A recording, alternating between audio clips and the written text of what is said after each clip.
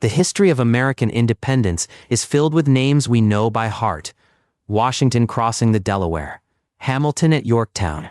But some of the war's most extraordinary heroes have been erased from memory. This is the story of men who fought for a nation that had enslaved them, and whose battlefield courage helped secure a freedom they themselves had never known. Welcome to History That Hits. I'm your guide through the forgotten corners of the past. Today, the 1st Rhode Island Regiment, America's first black military unit, August 1778. A grassy hillside in Rhode Island. 1,500 elite Hessian mercenaries charge uphill toward American lines. They are among the most feared soldiers in the world. Standing in their path, roughly 400 men, most of whom had been enslaved just months earlier. They had never seen combat. The Hessians had been drilling since childhood. What happened next would make a German commander beg to be transferred. His own men, he feared, might kill him for leading them into such slaughter. 3 times the Hessians charged. 3 times they were thrown back. The men holding that line would help win American independence, then be written out of history for 2 centuries. To understand how enslaved men came to defend American liberty, we need to go back to the winter of 1777. The Continental Army was in crisis. At Valley Forge, Washington's army was starving and freezing. Desertions mounted daily. The promise of independence seemed to be dying in the Pennsylvania snow. Rhode Island faced a particular problem. The state had one of the smallest white populations in the colonies. Yet the British occupied Newport, demanding Rhode Island contribute troops it simply did not have. General James Varnum had an idea that would have seemed unthinkable just years earlier. If Rhode Island could not find enough white soldiers, perhaps it should look elsewhere. In January 1778, Varnum wrote to General Washington. His proposal: allow enslaved men to enlist in the Continental Army in exchange for their freedom. Washington did not object. The commander-in-chief needed soldiers desperately. If Rhode Island wanted to try this radical experiment, he would not stand in the way. In February 1778, the Rhode Island General Assembly passed the Slave Enlistment Act. Any enslaved person who enlisted would be, in the law's words, immediately discharged from the service of his master and be absolutely free. The law was revolutionary, literally. For the first time, a government was using military service as a path from slavery to citizenship. But Rhode Island was not acting purely from principle. The Assembly also voted to compensate slaveholders up to $400 colonial dollars for each man who enlisted. Slaveholders were paid for their property. The men themselves received the same wages as any other Continental soldier, about $6 a month. The irony was stark.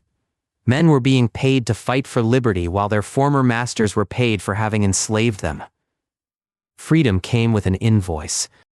Yet for the men who enlisted, the calculation was simple. A chance at freedom, however compromised, was better than no chance at all.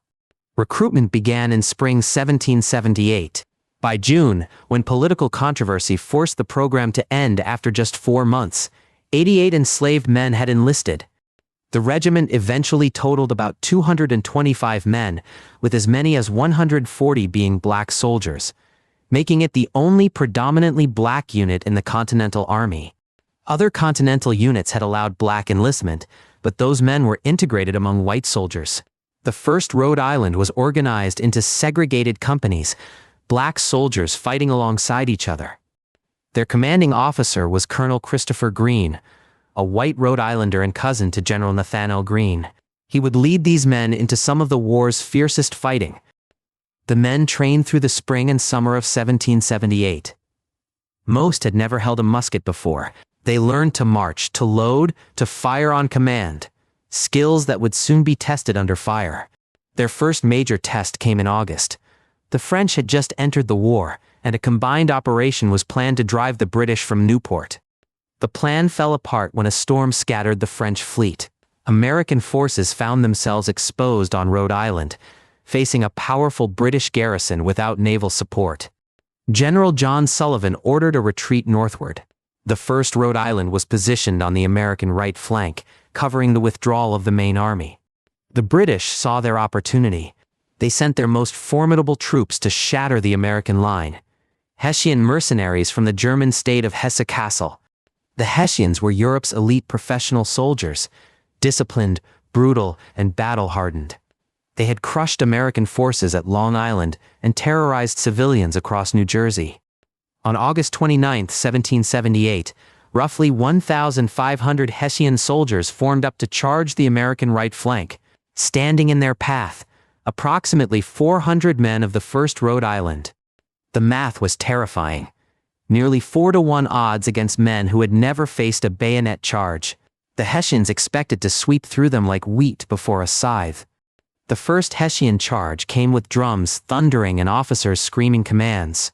The Rhode Islanders held their fire until the Germans were close enough to see individual faces. Then they fired. The volley tore through the Hessian ranks. Men who had expected frightened amateurs found themselves facing disciplined musket fire. The Hessians fell back, reformed, and charged again. Once more, the 1st Rhode Island held their ground and delivered devastating fire. The second assault crumbled.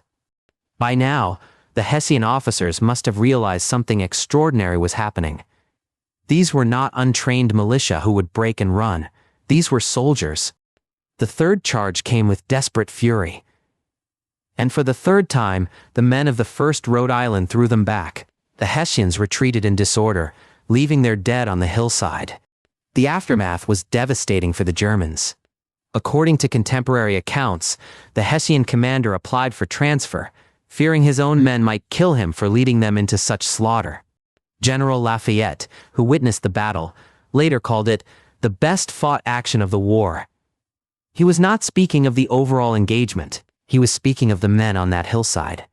General John Sullivan specifically praised the Rhode Island Regiment, noting that they bore a proper share of the day's honors. In military language, this was high commendation. For the men of the 1st Rhode Island, the victory was personal. They had proven, to the British, to the Hessians, to the Continental Army, and to themselves, that they were soldiers. But the war was far from over. And the 1st Rhode Island would fight on, through years of grinding conflict that would test everything they had proven on that August day. The regiment was one of the few Continental Army units to serve throughout the entire war. From the siege of Boston in 1775 to the final disbandment on November 3, 1783. In 1781, their commander Colonel Christopher Green was killed in a British raid. He died defending the same men he had led since their formation, a loss the regiment mourned deeply. The war's decisive moment was approaching. In the fall of 1781, British General Cornwallis had fortified his army at a small Virginia tobacco port called Yorktown. Washington saw his chance. With the French fleet blocking escape by sea, he could trap Cornwallis and potentially end the war. But first, he had to take the British fortifications. The British had constructed 2 key defensive positions: redoubts 9 and 10. These earthwork fortifications bristled with artillery and protected the main British line. Washington ordered a night assault on both redoubts simultaneously. American forces would storm Redoubt 10 while the French attacked Redoubt 9. It would be close-quarters combat in the darkness. On the night of October 14, 1781, men of the 1st Rhode Island were among the assault force. They charged into the darkness toward the most heavily defended British position. The attack was brutal and brief. American soldiers clambered over the earthworks, fighting hand-to-hand with bayonets and musket butts. Within 10 minutes, Redoubt 10 had fallen. The capture of both redoubts broke the British defensive line. 5 days later, on October 19, 1781, General Cornwallis surrendered. The war for American independence was effectively over. The men of the 1st Rhode Island had been there at the end. Formerly enslaved soldiers had helped storm the fortifications that ended British rule in America. For them, the meaning must have been profound. They had fought for liberty while experiencing what it meant to be denied it. They had earned their freedom with musket fire. When the Continental Army disbanded on November 3, 1783, the 1st Rhode Island was among the last units still standing. They had served from beginning to end. But what came next for these men reveals the limits of their victory. They had won freedom for themselves, but not for their people, and not completely for their descendants. The nation they helped create would continue practicing slavery for nearly another century. The Constitution they fought to establish would count enslaved people as 3/5 of a person. Some veterans of the first Rhode Island prospered in freedom. Others struggled. A few were even re-enslaved when they returned to states with different laws. And within a generation, their story began to fade from public memory. The dominant narrative of the Revolution had little room for black heroes. For nearly 2 centuries, the first Rhode Island Regiment was a footnote at best, a curiosity mentioned in specialized military histories but absent from the stories Americans told themselves. Only in recent decades has serious scholarly attention returned to these men. Historians have pieced together their stories from pension records, military documents, and family genealogies. What they found reveals a story far more complex than simple heroism, though heroism there certainly was. These men made impossible choices in impossible circumstances. They fought for a nation that did not recognize their full humanity. They trusted promises made by people who had enslaved them, and they proved themselves on the battlefield. Their courage did not end American slavery. It did not even end slavery in Rhode Island, which was not abolished there until 1842. The liberation they won was personal, not collective. But that personal liberation mattered.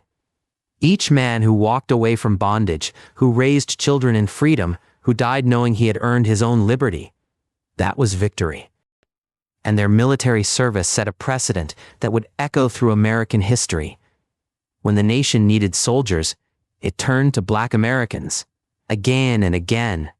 The arguments made in 1778 would resurface in 1863, when Abraham Lincoln called for black troops to fight the Confederacy. Military service as a path to citizenship never quite died. Yet each generation had to make the case anew. The lessons of the first Rhode Island were forgotten, their sacrifices unremembered when the next crisis came. So what do we do with this history? How do we honor men whose names we barely know, whose faces were never recorded, whose individual stories were lost to time? The first step is simply to remember. To tell their story. To ensure that when we speak of American independence, we include the men who fought for it without enjoying its full promise. If you're in Rhode Island, visit Patriots Park in Portsmouth, the actual site of the Battle of Rhode Island. A monument there honors the regiment's sacrifice. The Museum of the American Revolution in Philadelphia features exhibits on black soldiers in the Revolutionary War. Seeing their actual belongings makes the history visceral. Consider researching your own community's connection to black Revolutionary War soldiers. Local historical societies often hold records that have never been fully examined. When you encounter Revolutionary War history in books, museums, or media, ask yourself, whose stories are being told? Whose stories are being left out? The promise of military service for rights and citizenship continues to echo in American history. We see it in immigration debates, in veterans' benefits, in who is considered truly American. The men of the first Rhode Island understood something essential, that freedom must be claimed, not merely granted. They did not wait for liberation to be given. They fought for it. That fight did not end at Yorktown. It continued through the Civil War, through Reconstruction, through Jim Crow, through the Civil Rights Movement, through today. The first Rhode Island Regiment reminds us that the story of American freedom has always been a story of who gets to be American, and at what cost. These men paid the highest price, not just in blood, but in fighting for ideals that were not yet extended to them. That is not simple heroism. That is something far more complicated. And yet they fought anyway, perhaps because they believed the ideals were worth fighting for, even if the nation had not yet lived up to them. Perhaps because freedom, even compromised, was still freedom. We cannot know their individual thoughts. We cannot interview them or read their letters. Most were illiterate, their voices recorded only in official documents that reduced them to names on a roster. But their actions speak across the centuries. 3 charges. 3 times they held. Men who had been property proved they were soldiers.